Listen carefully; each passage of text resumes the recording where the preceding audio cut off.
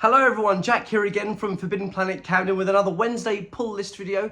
A little disclaimer before we get going. I said last week that DC Comics had been delayed because of the 4th of July celebrations over in America. Last week's DC Comics are now here this week, and this week's DC Comics have been pushed back another week. Everything has been delayed a week here in the United Kingdom, in the UK. How poetic. Independence Day has pushed back the British comics for a week. Regardless, let's get stuck into all the amazing stuff that has landed on the shelf this week and a couple of bits and pieces that I'm picking up.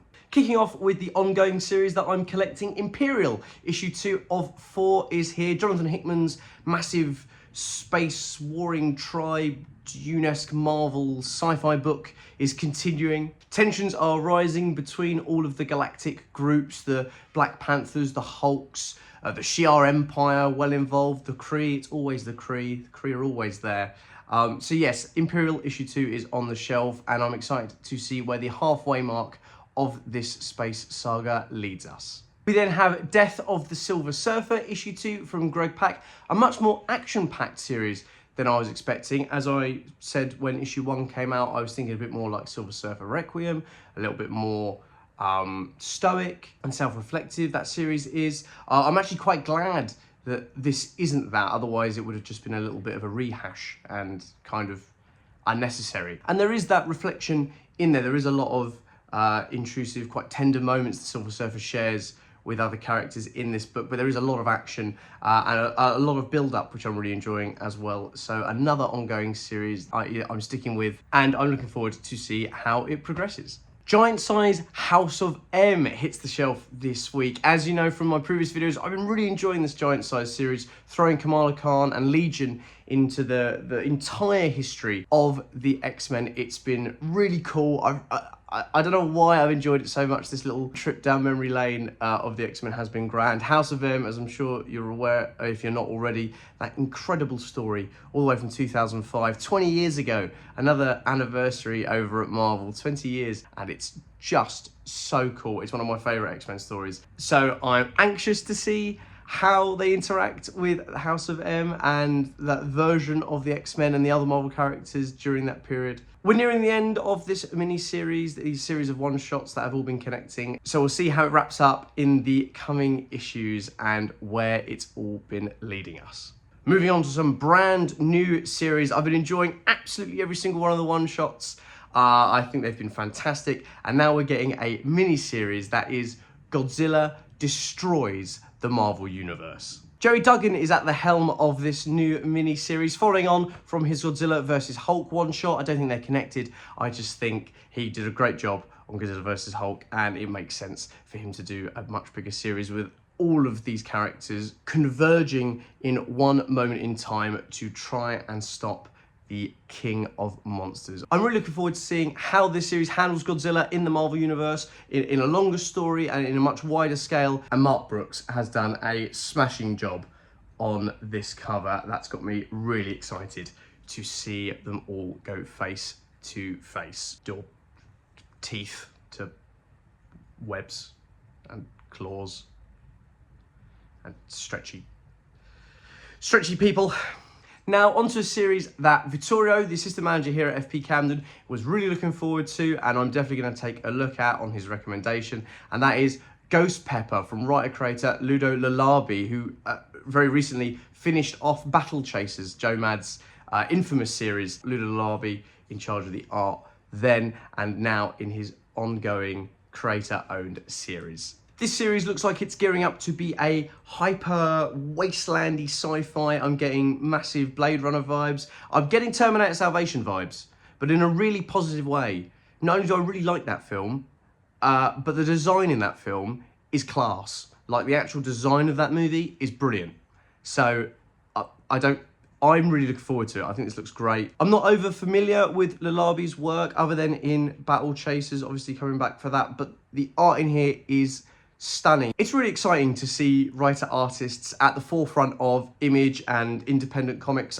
Daniel Warren Johnson is a massive example of how great it can be. James Harren as well, having just finished off Ultra Mega. So Lalabi striving forward with a creator-owned series is really exciting. And I hope it's just another series in the long line of evidence why giving the reins over to creators can lead to some incredible work and some brilliant, wonderful stories for us to all share in. Now, coming from the other side of that, we have a name that you're probably already familiar with, not in comics, probably mostly for music, potentially Magic the Gathering, and that is Post Malone with his very first comic book series, Big Rig. Now, this looks pretty mental, honestly. It's a trucker displaced from his time in a demonic possessed medieval dark age where he is mowing down the hordes of hell in a truck. This, if you don't know a lot about Post Malone, it just seems really on the money, honestly. I'm a really big fan of his music. I think he's a great personality as well. I enjoy seeing him get involved in the Magic the Gathering community so much, so heavily. He's the owner of the One Ring. And Nathan Gooden's art really matches the absurdity of the series. He is also being helped out by Adrian Warren as co-writer of the series, but the concept was created by Post Malone. And I think this is going to be wacky as anything, and it just looks the right shade of manic with actually some quite deep lore in there as well. So I'm really looking forward to getting lost in the world that is Big Rig. And last, but by no means least, we have a Superman double whammy. We have Superman, Hero for All, and we have All-Star Superman Issue 1, Work in Progress version.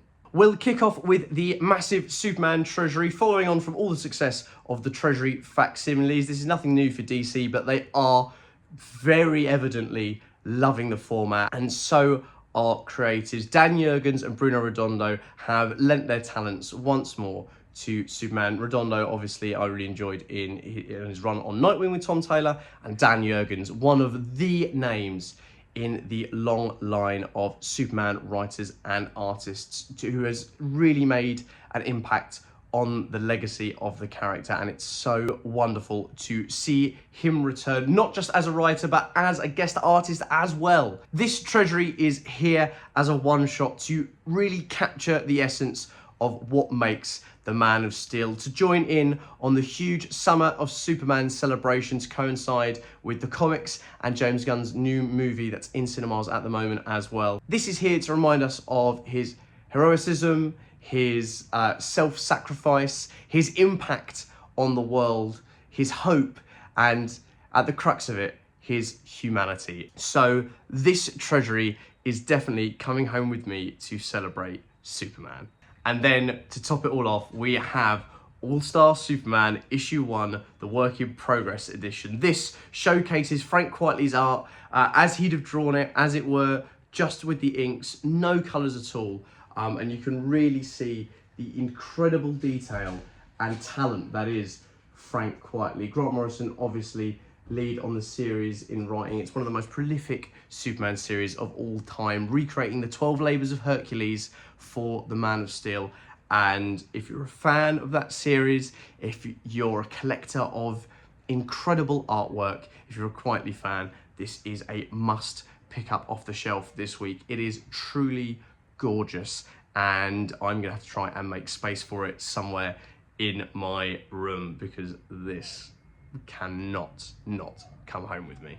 And that is just a small selection of things that are available on the shelf this week. As I said at the beginning, DC has been pushed back a week, but there's plenty on the shelf for Marvel fans, DC fans, independent fans, as we've seen with a lot of new creator-owned series starting up this week, and some really joyous celebrations and extravagant pieces of art to celebrate the world of comics and the characters that embolden it and bolster it so well. So if there's anything you've seen in this video, head on down to your local Forbidden Planet to pick it up off the shelf, or you can order it through our website, as always, forbiddenplanet.com. And again, if you've been enjoying the videos, please do subscribe. It really helps the channel out, and it really helps get the word out there that comics are thriving and alive and well, and it's at Forbidden Planet. So as always, thank you so much for watching, and I will see you next week for a host of new comics on the shelf. Thank you very much. If you're enjoying watching Forbidden Planet TV and you're enjoying watching us talk to the world's most interesting and accomplished filmmakers, authors, artists, musicians, creators. Subscribe right here. See you soon.